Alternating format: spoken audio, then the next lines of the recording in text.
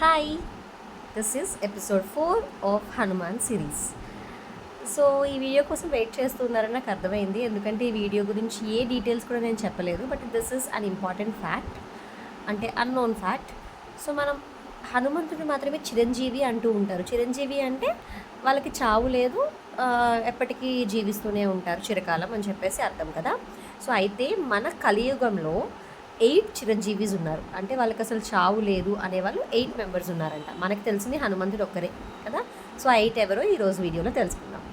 వ్యాసుడు, హనుమాన్, విభీషణ, మహాబలి, కృపాచార్య, పరశురామ, మార్కండేయ, అశ్వత్థామ. సో ఇలా ఈ 8 చిరంజీవిస్ని కలిపి అష్ట చిరంజీవి అని కూడా మనకి నేమ్ అయితే ఉంది. Okay, so hope this is useful. And next వీడియోలో మనం అసలు హనుమంతుడు ఎలా పుట్టారు, ఎవరికి పుట్టారు, సో ఈ డీటెయిల్స్ అన్నీ కూడా తెలుసుకుందాం. అంటే బర్త్ ఆఫ్ హనుమాన్ అనమాట. Okay, so stay tuned. Bye.